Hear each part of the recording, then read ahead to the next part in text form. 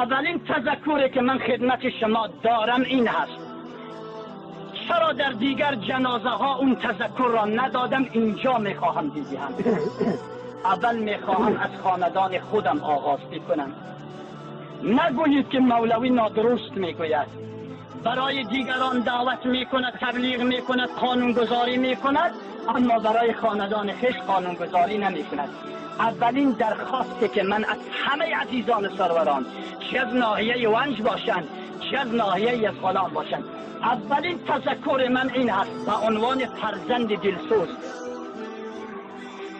صدقه بالاخره همه وقت و همه روز پشت سر این پدر فرزانه هست. این تا وقتی که در قید حیات بود 4 ساعت در طول شبانه روز و در طول عمر سفره های رنگارنگ و پهناور این پدر فرزانه برای همه و همه اجنبی و بیگانه بالاخره پخش.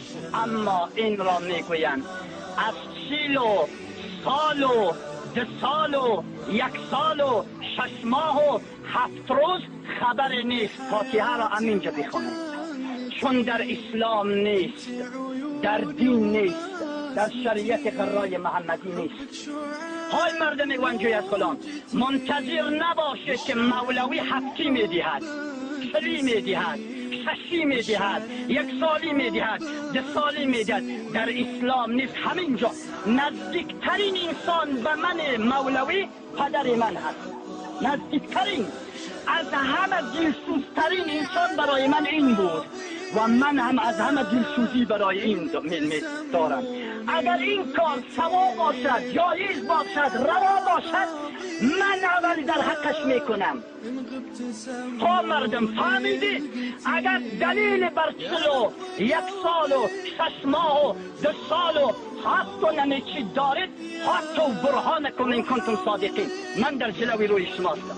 دلیل هایتان را مطرح بکنید، با چشمی سر میپذیرم. من نیافتم دلیل. صدقهش همه وقت پشت سرش هست، اما اینکه صدقه را خواست به 7 روز و به 40 روز و به 6 ماه و 1 سال و 2 سال باشد، این فاتحه این را بخوانید. از مولوی این چیزا خبری نیست. از شما هم درخواست دارم، از مطالب و مسائل و مباحث دینی از علما بپرسید. ما در مطالب و مسائل و مباحث دنیوی از شما میپرسیم. شما شاید در مطالب و مسائل دنیوی از ما بالاتر هستید، ما از شما بالاتر هستیم. من برای پدرم این چیزا را نمی کنم. 40 نیست، سال نیست، دیگر چیزا نیست. صدقه هست، اما روزش مشخص نیست. به اسم 40 سال و 2 سال. از شما هم درخواست میکنم که این بدعت را از رسومات خیش، این بدعت را از محفلهای خیش بردارید. صدقه دروازش همه وقت باز است، هر وقتی که خواستید بکنید، اما نام 40 را نگیرید، نام سال و 2 سال و 6 ماهی را نگیرید. 2 الان که جنازه پدرم اینجا خوانده میشد، گوشاتون را باز بکنید. های مردم، نگوییدی که در جای دیگر من کرد، اینجا من نمی کند. اول اینجا من می کند. جنازه زمانی که قایم شد و خوانده شد، هیچ کدامی از شما حق ندارد که صف بگیرید اینجا و 1 نفر تلاوت قرآن بکند و دیگرها دعا بکنند. این در شریعت قرای محمدی نیست، بدعت است، مکروه تحریمی است. یک حدیث فقط درباره این آمده است. سند حدیث را من 2 شب قبل بالاخره با مراتب تحقیق کردم. راویانی که در سند حدیث موجود هستند ضعیف هستند. اون حدیث دلیل گرفته نمیشه، حدیث ضعیف است. از این لحاظ تاکید من این است که اگر شما به نیت این که این خیر به پدر من برسد، این خیر نیست، چون در دین نیست.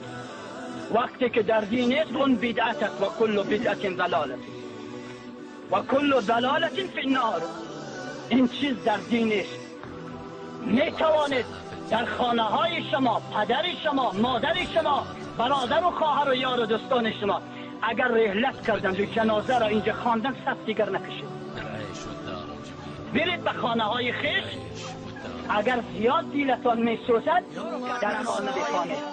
یا تلاوت قرآن بکنید و ایصال ثواب را در حق اون میت ببخشید. اما اینجا این کارا را نکنید. همین که جنازه خوانده شد، عرضم به حضور شما که اون چیز صورت نکرد. دو، صدم سروران عزیزان،